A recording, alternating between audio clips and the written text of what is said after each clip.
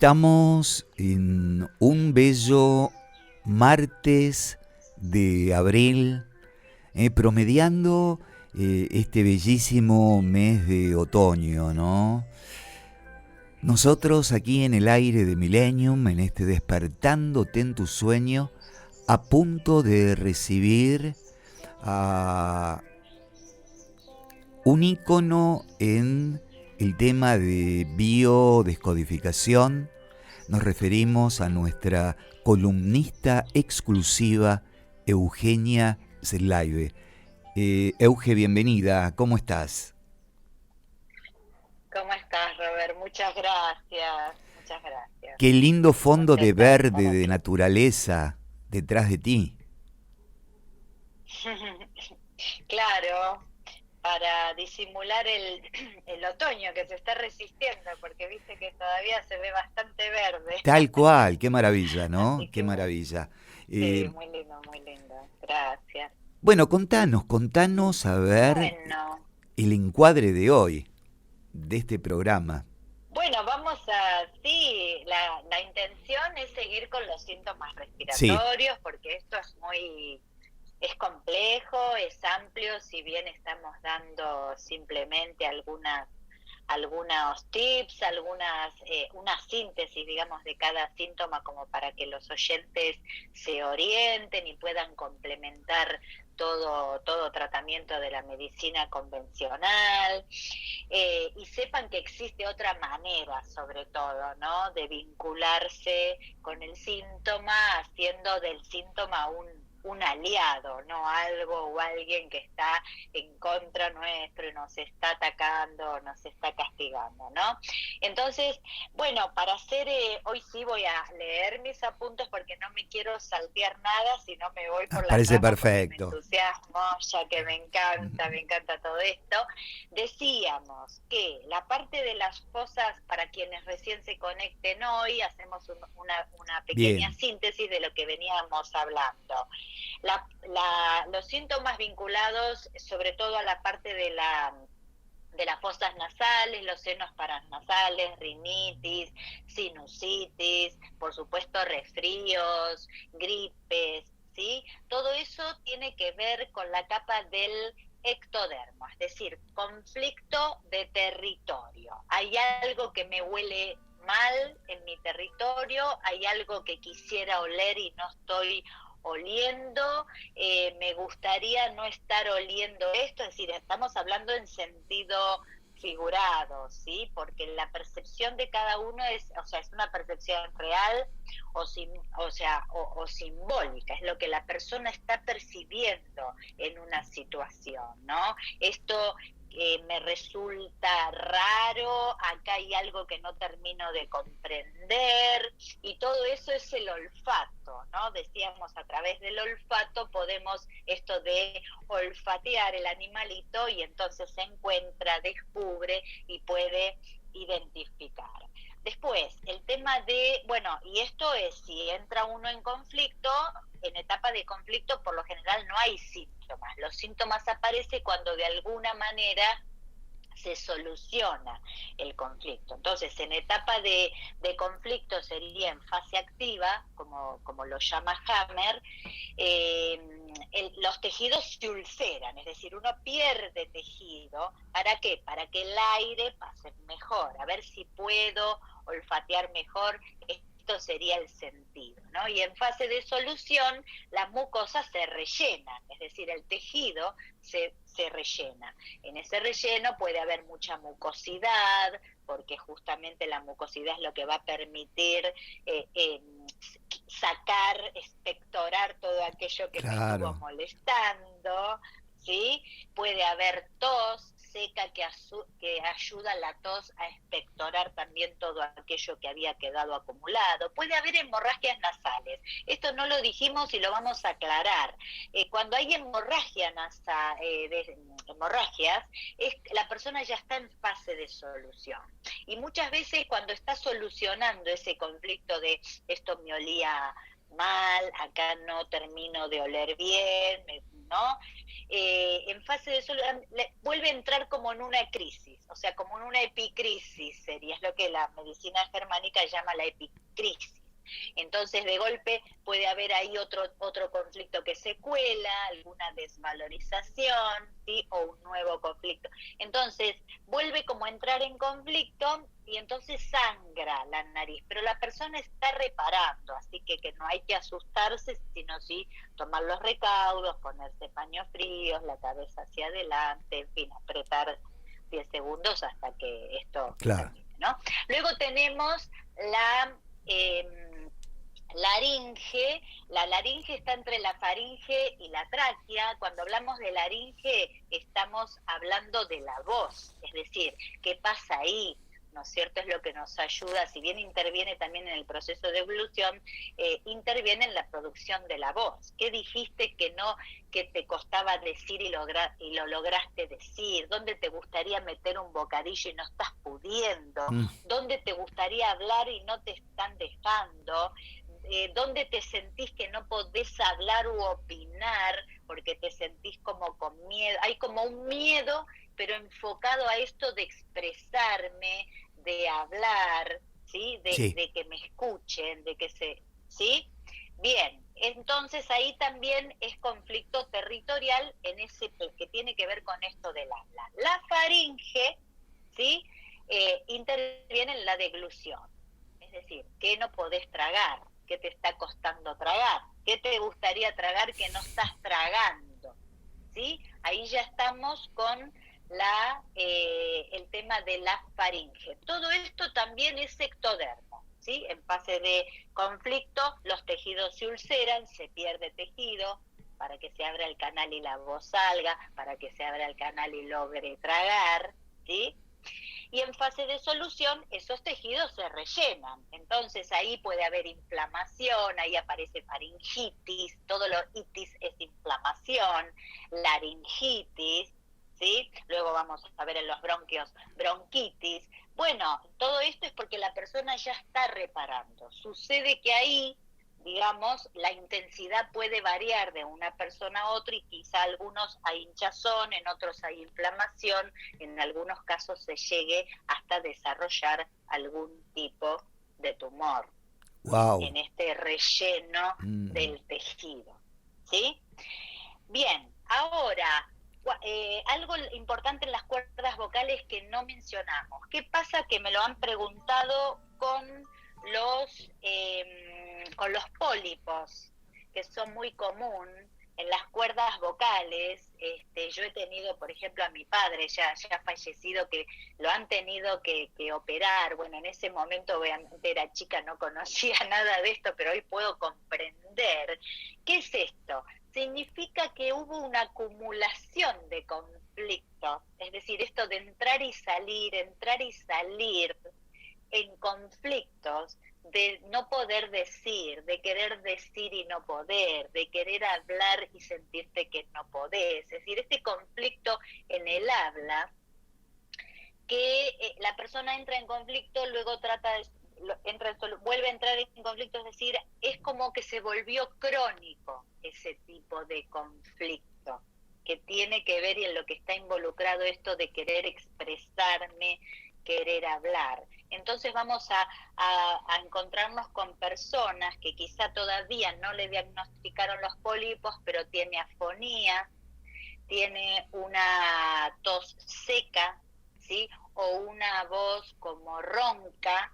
Son indicios de que la persona viene acumulando una serie de conflictos. Entonces está bueno poner atención una vez que uno va teniendo el diagnóstico. ¿Por qué? Porque lo importante es poder identificar justamente esas pistas, esas situaciones, ¿sí? Esos momentos donde uno está entrando en este tipo de conflicto territorial, donde uno siente que no se puede expresar, de que le gustaría expresar si no está pudiendo, de que su voz o su palabra no es valiosa. O sea, poder registrar dónde te gustaría opinar y no te están dejando, crees que no podés, porque de esa manera esto opera como un camino preventivo, porque si no logramos prevenir esto y no atendemos esa causa, ese origen, la persona va a seguir entrando y saliendo, y al volverse crónico, estos pólipos quizá después termina teniendo que extirpar, que es lo que pasa por lo general, y quizá uno puede llegar a prevenir, ¿sí? Por eso era importante aclararlo. Y ahora nos vamos a meter más abajo, los pulmones. Los pulmones están formados, es un conjunto, tenemos los dos pulmones, tenemos la tráquea y los bronquios, ¿sí? Dentro de cuando hablamos de tráquea o bronquios, bronquitis, por ejemplo, alguna inflamación en la tráquea o en los bronquios, que pueden ser siempre de distintas intensidades, esto ya lo hemos dicho, ¿sí? Pero siempre nos vamos a estar seguimos refiriendo aquí con la capa del ectodermo, es decir, también hay un conflicto territorial, tráquea y bronquios. Pero a diferencia de lo que venimos hablando, es concretamente un miedo, un pánico en mi territorio, es decir, miedo a perder el trabajo, miedo a perder a mi pareja, miedo a perder mi casa. Hay un miedo, una percepción, porque es real o simbólica, repetimos, ¿no? Es decir, miedo concreto a perder algo cercano. Entonces es conflicto de territorio, que está muy bueno también poder identificar cuando empezamos con esta sintomatología. Obviamente al ser ectodermo, en fase activa, cuando la persona está en conflicto, no hay síntomas. Los síntomas aparecen en fase de solución. Pero es muy importante poder registrar si una vez ocasionalmente tuviste bronquitis, bueno, pero si estás entrando y tenés seguido bronquitis, tenés seguido, es decir, como vimos el otro día, temas quizás ya de asma, donde hay más de un conflicto, dificultades para respirar, hay que ponerle atención, porque se van acentuando. Si nosotros no registramos el tipo de lo que nos pone en conflicto, ¿sí? Le seguimos sumando estrés al cuerpo. Entonces después esto se va a ir como agravando y va a aparecer otro tipo de síntomas que son más complejos. De hecho, uno puede desarrollar un ¿sí? Entonces, bueno, ahora, entonces conflicto de territorio, si hablamos de tráquea, de bronquio, ¿sí? El territorio cercano, miedo, pánico. Si vamos a los pulmones, en los pulmones encontramos los alvéolos pulmonares.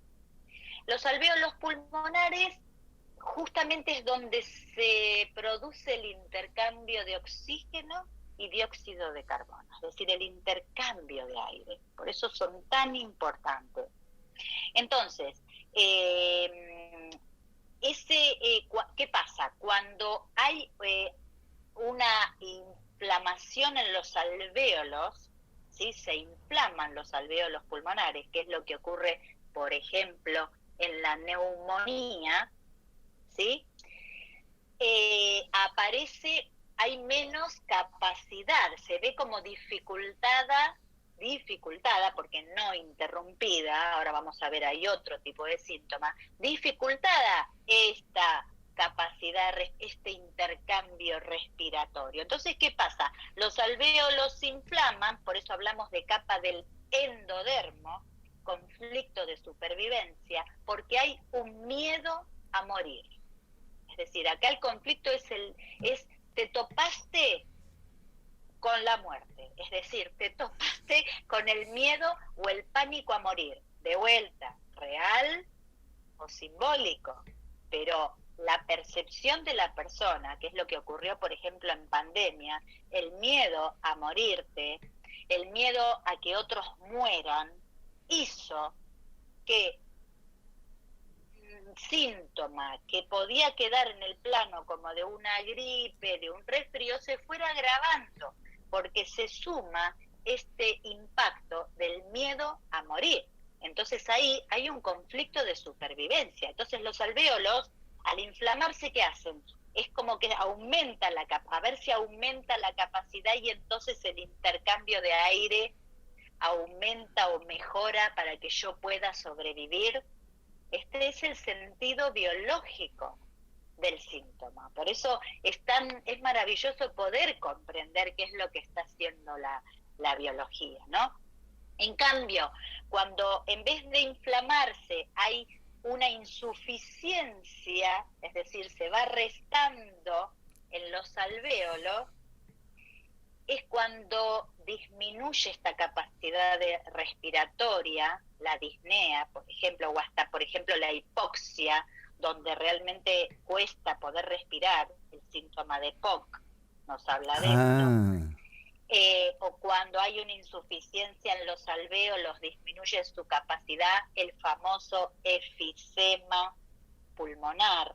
Cuando escuchamos que alguien tiene un efisema pulmonar, es que justamente se le ve disminuida esta capacidad de intercambio de aire en los alvéolos pulmonares. Y también estamos hablando de la capa del endodermo, es decir, de conflictos de supervivencia. Es decir, ¿cuándo entraste en pánico? ¿Qué te dio pánico? ¿Dónde tuviste miedo a morirte? O algo, digamos, como si, ¿dónde tuviste un terrible miedo por tu supervivencia o creíste que no ibas a poder sobrevivir? En el caso, cuando la persona llega al efisema, que es mucho más intenso, sería diferente a la neumonía, ¿no es cierto? Es decir, el efisema se le resta su capa. Entonces, es muy importante detectar también qué es lo que te está haciendo entrar y salir de conflicto, porque el efisema no es algo de un día para el otro. La persona viene entrando y saliendo de impactos o de percepciones que tienen detrás, ¿sí?, este miedo, ¿no? El miedo por su supervivencia. Entonces, el poder empezar a tomar registro, no asustarse, por supuesto, hacer su tratamiento de la medicina convencional, pero también tomar aire fresco, tomar aire libre, hacer ejercicios de respiración, tomar líquido, bueno, todas estas también una alimentación sana, mantener reposo, descanso, todo eso va a ayudar a que el cuerpo vuelva, ¿sí?, al equilibrio.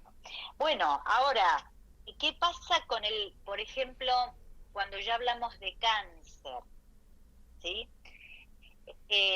Cuando ya hablamos de cáncer, podemos decir que, ¿qué pasa? Al estar en conflicto, con un conflicto, también hablamos del endodermo porque ahí hay una proliferación celular, es decir, la mayoría de los cánceres son detectados ya en fase de solución.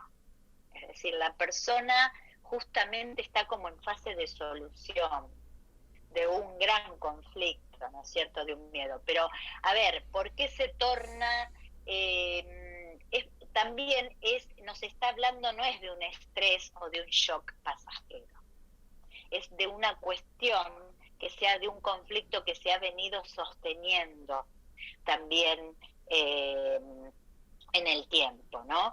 Y, por ejemplo, la tuberculosis, que se escucha mucho últimamente, también suele aparecer en fase de solución de un conflicto de miedo a la supervivencia. Por ejemplo, leí el otro día un caso de un niño muy pequeño que vivían en una granja y él dormía cerca de la puerta, y entonces su hermano mayor venía todas las noches alcoholizado. Una noche llegó y le acerca un cuchillo y el niño se despierta y obviamente era un susto tremendo. Entonces cada noche él dormía con esa sensación que le decimos recidivas, ¿no? Estás entrando de vuelta en conflicto, estás todo el tiempo creyendo que tu supervivencia está en peligro, ¿no? Que acá se le puede sumar también un tema de pleura, que es la membrana que protege los pulmones. ¿Por qué? Porque es mesodermo antiguo, es la percepción de ataque, es decir, de miedo a la desprotección, miedo a la integridad física. Entonces ese niño, pasaron los años hasta que un día el hermano se va a estudiar afuera. Entonces él entra en fase de solución, dice, ahora estoy a salvo. Claro. Y desarrolla, claro, y venía con bronquitis, venía con todos síntomas, entraba y salía permanentemente de conflictos respiratorios. Cuando entra en fase de solución, ¿sí?, desarrolla una tuberculosis. Y en realidad es porque está reparando, ¿sí? Está reparando. Hay ahí sangrados, bueno, pero más allá del diagnóstico, que en esto obviamente no nos vamos a meter, se los dejamos a la medicina convencional, lo importante es, si uno puede, en vez de asustarse, de decir, oh, ok, porque si encima esa persona con tuberculosis, el médico dice que es contagioso y la aislamos, se le va a sumar otro conflicto, que va a ser el programa del prófugo, donde uno retiene líquidos para no sentirse solo, o sentirse cerca de sus referentes, ¿sí?, sentirse como pez fuera del agua, dentro del agua. Entonces, es muy importante saber, no sumarle un estrés o un nuevo miedo, ¿sí? Cuando una persona, que incluso este miedo, cuando una persona está con un diagnóstico complicado de un cáncer, ¿no es cierto?, que de golpe el médico le dice, tiene metástasis, entonces la persona entra en pánico. Ahí es muy común que la pleura resulte, porque, es decir, es un shock o un impacto que la persona recibe en esta parte del tórax, porque dice, otra vez me van a tener que operar, y si me operan, me voy a morir. Entonces, ese diagnóstico que termina siendo un pronóstico, mire, vamos a hacerle quimio, pero la verdad creemos que no podemos hacer mucho por usted. La persona entra en un pánico, que es un nuevo shock que se le suma, es decir, el miedo o un nuevo miedo a morirse, ¿no? Un nuevo miedo de ataque si lo vuelven a abrir y se lo vuelven a operar.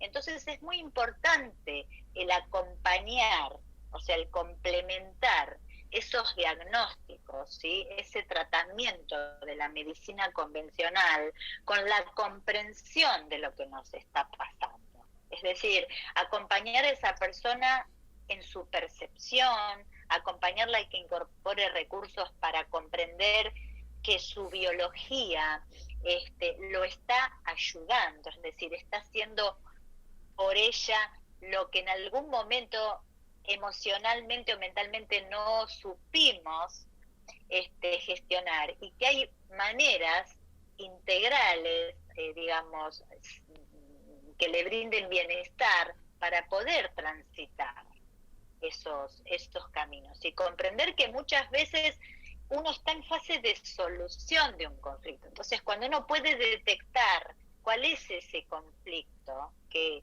generalmente permanece inconsciente, es otra mirada frente a ese diagnóstico y frente a ese síntoma. Por supuesto que después uno lo acompaña con la sesión de biodescodificación a comprender el origen, a comprender la causa, a incorporar recursos, pero la decisión después es de la persona, ¿no? Es de Siempre. La persona tomar conciencia, aceptar esta otra mirada. Si viene a una sesión de biodescodificación es porque ya hay algo que le dice en su interior que hay algo más, ¿no? Y es un paso que la persona está dando para poder complementar este proceso de sanación o este tratamiento que esté haciendo, y eso lo va a ayudar, obviamente, ¿no? Pero es decisión de la persona, tomar conciencia, incorporar recursos. Para los que ya están... Bueno, creo que hasta... No, decime, sí. ¿que hasta Sí, qué? sí. No, creo que por hoy ya... Decía, hablabas de dar pasos.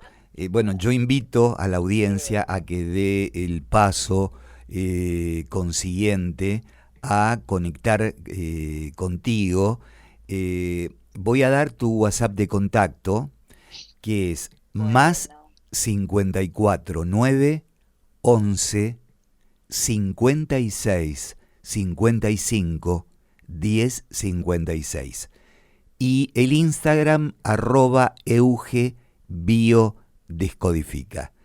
Euge, Sí, muchas gracias. te invitamos Gracias. a acompañarnos nuevamente el martes que viene a la misma hora y por el mismo canal, ¿no? Decía la serie, ¿te acordás? ¿Cómo no? Sí, claro. Bueno, muchas gracias, una bendición. Gracias a los oyentes, gracias a la radio y gracias a vos, Robert, por tu calidez de siempre. Muchas gracias. Te esperamos, Euge. Gracias. Gracias. Eugenia Slaive, terapeuta en biodescodificación, aquí en el aire de Despertándote en tu sueño en FM Millennium.